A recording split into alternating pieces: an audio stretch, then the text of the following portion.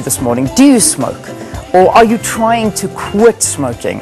I'm speaking to my husband here. All right, well, it is said that within 20 minutes of quitting, blood pressure actually returns to normal. And within 8 hours, the carbon monoxide level in the blood actually drops. At least 80% of all diagnoses of lung cancer are attributed to cigarette smoking. Adding to that, approximately one person dies every 6 seconds due to tobacco. So, are you still smoking, or would you like to quit? Well, we're joined in studio by Dr. Georgia Demetrio, an oncologist from the Donald Gordon Medical Center, as well as the Charlotte Maxeke Johannesburg Academic Hospital. It's good to have you. Thank you so very much for being our guest on Morning Live. Thank you for having me on the show. All right, so we talk about the fact that if you stop smoking, automatically things start coming right. But let's talk about what you're actually doing to yourself when you're smoking. What is it doing to your lungs? It's actually damaging them. I mean, you are slowly killing yourself and starving your body of oxygen.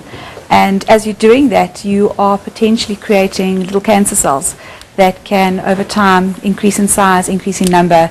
And, I mean, that could be the end of you. And it's not only the cancer that the smoking causes trouble for. I mean, it, as you said, elevates blood pressure. It creates increased risk of heart attacks, increased risk of strokes. There is so much that you are doing to yourself, so much by smoking.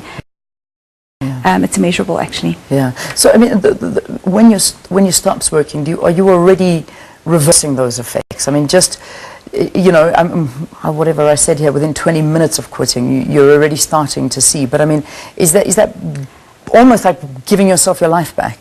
You know, the benefits are not realized upfront. Okay, as you say, it does. Some of the changes start as soon as you stop smoking, but to reverse, say, 20 years of smoking, you only start to see an improvement in terms of your lung function every 5 to 10 years after you've stopped smoking.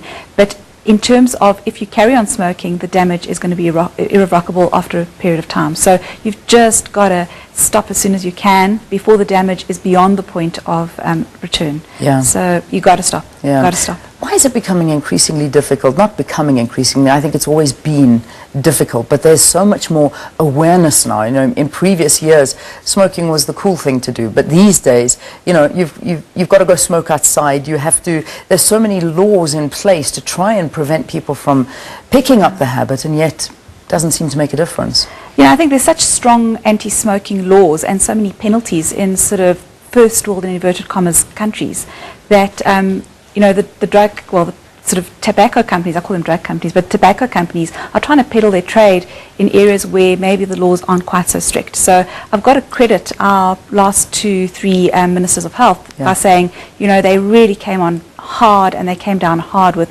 sort of anti-smoking laws. You cannot smoke in a restaurant anymore. I mean, gone are the days we used to have a smoky-filled restaurant. You cannot smoke in the workplace anymore. You cannot smoke in public buildings anymore. So they make it more and more difficult for people to smoke.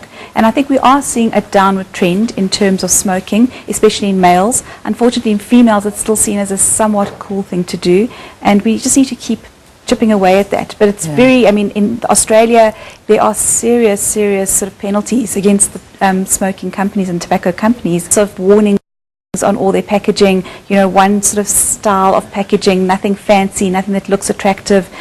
So we're getting there, and I think the more there's tougher sort of laws against smoking, the more we're going to find that people will potentially stop smoking. It'll be less attractive. Yeah, but I mean, you still, even though there's all this education out there, you're still seeing youngsters smoking. I know we talk about the aspect of it's the cool thing to do, which it is not at the end of the day. I mean, there's nothing cool about dying from lung cancer and any other disease that's associated with it.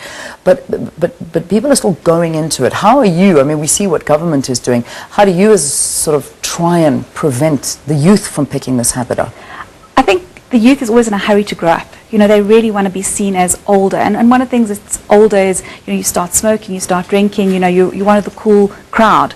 But the concept has to change, that it's actually just not cool to smoke. And that's what part of a Be Cancer Aware campaign this year for Cancer Awareness Month is about, is saying too cool to smoke. Yeah. You know, is it cool? No, actually, I'm too cool to actually do that. Give us an idea of what actually happens to your lungs when you start getting lung cancer. I mean, what's going on inside?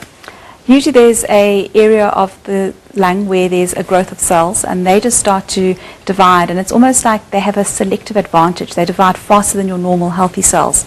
And that mass, eventually over time, can actually block off your air pipes, and your windpipe and your trachea and your bronch. You could actually find that there's no air going into one of your lungs, or either both of your lungs or part of your lungs, or there can just be just a sort of snowstorm of disease throughout the lungs, and that can just prevent you from being able to get oxygen into your body. Okay. I'm going to throw very quick questions at you, and you just give me very quick answers. Sure. Are you ever too old to stop? No, absolutely not. You can stop at any time? Anytime. You just got to want to do it, and you've got to have a lot of support around you. Some people think that marijuana is not bad for you. Oh no, that causes just as much damage to your lungs as normal smoking does. Okay, just as bad. Hubbly bubblies. Just as bad. Got to stop that too. Okay, and then there was one more. Pregnancy and smoking. An absolute no-no. We know that babies of moms who are smoking are lower weight at birth. There is increased calcification and damage to the placenta, so that baby is not getting enough nutrients, it's not getting enough oxygen, it's not getting enough to feed it. So we know that that is just an absolute no-no as well for the babies. BeCancerAware.co.za. Will that assist if you're wanting to Absolutely. There's lots of links to other websites to help you quit smoking. All right, you're a star. Thank you. Thanks for coming in and talking to us. Dr. Georgia Demetrio, an oncologist with the Donald Gordon Medical Institute and Charlotte Maxeke Johannesburg Academic Hospital as well.